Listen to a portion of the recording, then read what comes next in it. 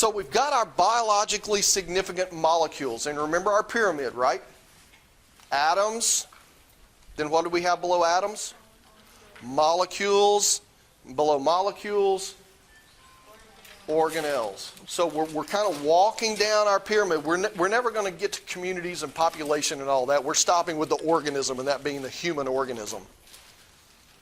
But since we are bags of mostly water, that means our cells are going to play an essential role in the formation and functioning of our body. And what's interesting when we look at cells, many of these cells are going to have really different sizes. But all of them, I think we would dare say, are going to be small. Now, one of the largest single cells that we know of is the ostrich egg. You realize that was a single cell inside that egg? The whole egg's not, because it's filled with albumin and yolk. But the human oocyte, I mean, that's fairly, I mean, we are between a millimeter in diameter and 100 micrometers, or 0.1 millimeter. And that's going to be the diameter of that human oocyte. Now, bacteria, they can be pretty small. I mean, bacteria are down here in this range. A red blood cell is going to be about, I don't know, about 8 microns. So we're getting pretty small. Does this surprise you? Some nerve cells are longer than a meter in length. That's pretty crazy. The end of your spinal cord happens somewhere in your lumbar region, and then these nerves spread out. They flare out, and it looks like a horse's tail. And so in anatomical terms, the end of your spinal cord is called the cauda equina, which translated means horse's tail. And some of those nerves go all the way down into your feet. So they can be quite long, even if they are very small in diameter. Animal cells, we're going to average, again, in the neighborhood of 10 to 100 microns, which is a fairly big range, depending on the types of cells we're talking about, the oocyte versus our red blood cell. Our red blood cell is going to be among the smallest of the cells that we have in our body, and the oocyte's among the biggest. But why do they have to be small? Have all these billions and trillions of cells, why can't we have fewer cells so that we're having to control less stuff? Well, you got to maintain local concentrations of substances, because not all cells do the same thing. You wouldn't necessarily want the cells that are secreting hydrochloric acid that should be in your stomach. You wouldn't want those secreting stuff into your heart, right? So you got to segregate these cells. You have to separate them. But let's say we're a cell in the intestine, where all of this material that you broke down in the stomach, all the chemical processing that happened, and you need to absorb them in the bloodstream, that's going to happen by diffusion, and we're going to touch on that in a little bit. But the rates of diffusion are faster when you have smaller cells. You have a shorter distance for these things to move. But the biggest one is this surface area to volume ratio.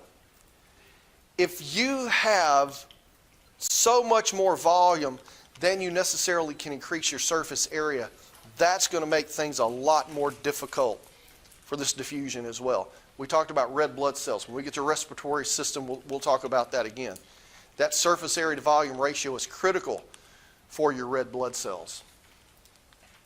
So, we mentioned diffusion, right? Are we good with what diffusion is? Diffusion is the movement of molecules using no energy. Your book has big fancy words, free unassisted movement, no energy. I look at diffusion kind of like how I love to ride my bicycle. I love to get on my road bike. I hate stationary bikes. Those are just boring, although I have to do that way too often because I've eaten too much. But if you had to guess, what is my favorite direction to ride a bicycle? Downhill. Downhill. Looks like you're doing something, but you're resting. That's how I operate, right? Diffusion is riding a bicycle downhill. You're going from a high concentration of a substance to a low concentration. You can think of that concentration gradient as that potential energy. And so, in our intestinal cells, on the surface, our intestinal cells have all these little folds of the plasma membrane called microvilli. They increase the surface area for each one of those cells by over a factor of 20. Greater surface area, more area for diffusion to occur. Your red blood cells, what shape did I say they have? Squished jelly donut, biconcave disc, fancy squished jelly donut, that's our term. They're filled with hemoglobin, the oxygen transporting molecule. It's so important to be filled with hemoglobin as much as possible. Red blood cells get rid of their nucleus. Red blood cells only live 120 days because they don't have a nucleus. They can't divide. They can't themselves reproduce. But why do you think it's important for that red blood cell to be squished in the middle? You could pack much more hemoglobin in that thing if you made it a basketball. Why do you think it's important for that red blood cell to be squished on both sides in the middle? It must be important because that's how they all are. If this was, well, they are flexible, but in this case, the reason this is squished in the middle and not rounded, if you had completely packed that with hemoglobin, made it as round as it could be, the diffusion of oxygen into that cell would never reach the hemoglobin in the middle. It's too far away from the plasma membrane. So by squishing it in the middle, every hemoglobin molecule is at equal distance or within the maximal distance to the plasma membrane. Again, surface area to volume ratio to maximize for diffusion. Your intestines for absorption, and in your red blood cells for oxygen transport. Now, here's a typical animal cell, and we've got our nucleus and a lot of other organelles that we're going to consider as we move through our chapter 3. And it's difficult to say which of these is more important. It's like in your body. Which organ is the most important organ in your body? What would you say? Your heart. Heart's most, you can't live without your heart, right? So that means your brain's not important? Your kidney's not important? Your lungs not important? You see, they're all equally important. It's kind of like a football team. I don't care how good your quarterback is. Don't even mention that one. I can't even talk. I want both teams to lose in the Super Bowl. Is anybody with me? Is anybody, what? Who are you pulling for in the Super Bowl? Don't. The Eagles? As much as I hate the Patriots, I cannot, as a Dallas Cowboy fan, I cannot bring myself to pull for Philadelphia. Notice how I said that. Filthy. That's a true Cowboy fan saying that, right? All right, back to membranes. Back to membranes. Remember phospholipids? Here's our bilayer. We're going to talk about the membrane, the plasma membrane, because that is probably the largest organelle of your cells. And it's probably one that you don't think of as an organelle. Let's try this. In the human body, this is kind of a trick question, so be careful. In the human body, what's the largest organ? Your skin. That wasn't tricky at all, was it? No, that's pretty easy. So the plasma membrane is much like, that's an organelle, much like your skin is an organ. And so with your membrane, it's going to be there for protection. It's going to be there for support. Again, much like your skin. The membrane is going to control and regulate communication and regulate transport of materials. Cells can actually contact each other and make physical contact with each other to communicate. But then in the membranes, we also have proteins that regulate the passage of materials in and out. Materials that could not simply diffuse through this layer because of that hydrophobic middle, our cream filling.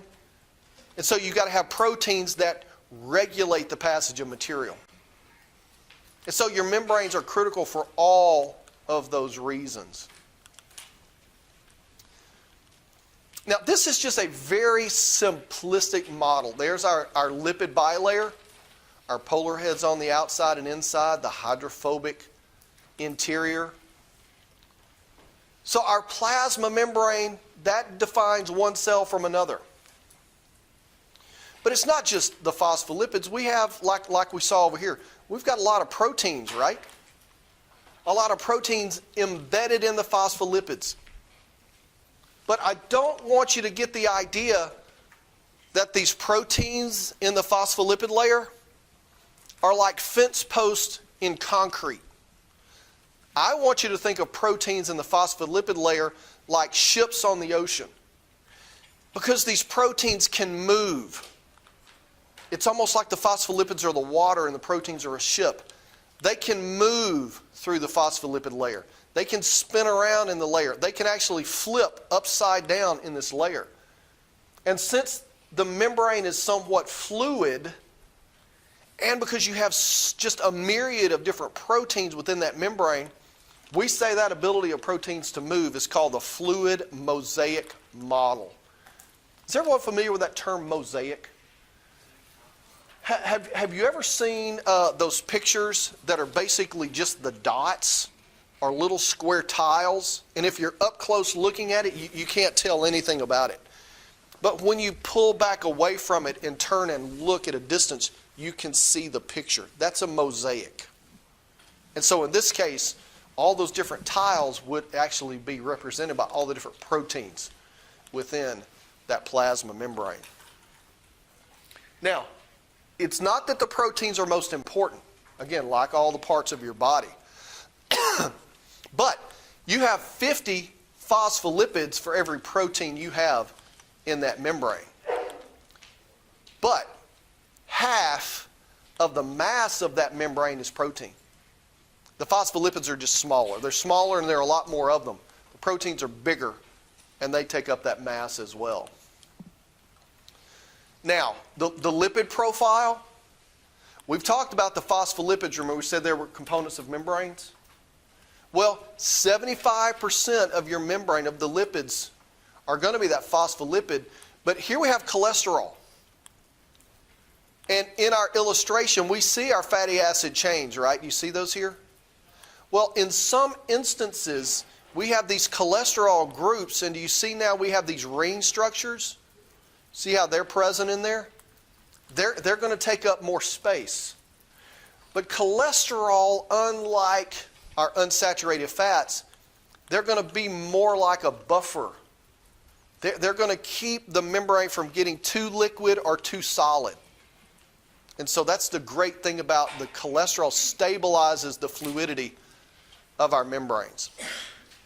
Now, to a much lesser degree, we have some of these lipids that instead of having a glycerol group as that polar group on the top, you got sugars. And sugars, by and large, are going to have charge groups on them as well. But these glyco, and that glyco stands for sugars, these are basically going to be cell surface markers or receptors that help us know this particular cell is on our team versus a pathogen that's attacking the body. And in fact, when we get to our chapter on the circulatory system and blood, did you realize that the difference in the blood groups? Do you know your blood types? If you don't know your blood type, go ahead and find that out before we get to that circulatory group. It'll be a lot more fun if you do.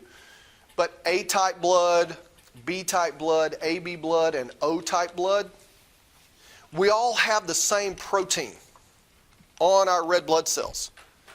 But what makes that protein either O, A, B, or A and B is the presence of a different sugar. So in the sense, your glycoprotein and the sugar component of that is what dictates what your blood type is. I mean, when I first learned, I was like, it's sugar? It's not something more important? Yeah, that's all there is. And there's actually enzymes that can be used in a laboratory that can take any type of blood, remove one sugar, and it converts any type of blood into O-type blood. What's the significance of O-type blood? anybody can receive O-type blood.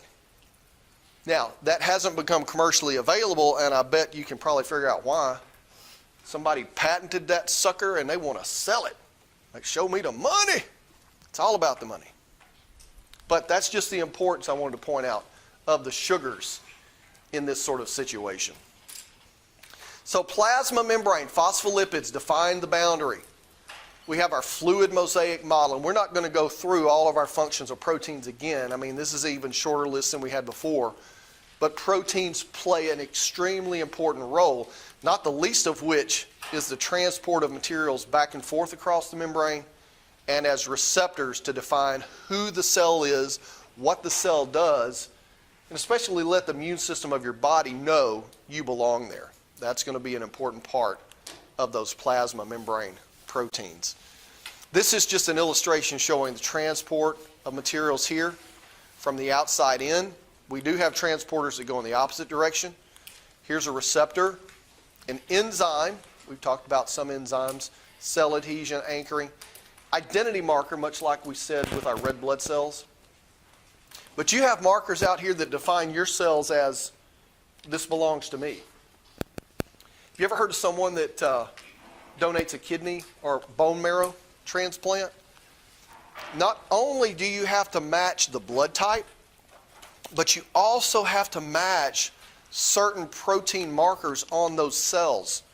They're called MHC proteins, major histocompatibility complex proteins.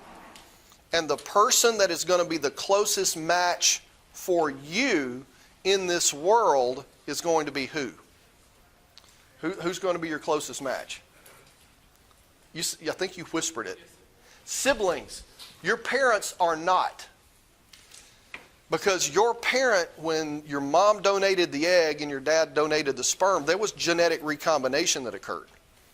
Your sibling is going to have a better chance of having a closer match for a bone marrow transplant or an organ transplant than your parents would. That's why when my identical twin boys start fighting, I say, look, you better be nice to him. He's your organ donor.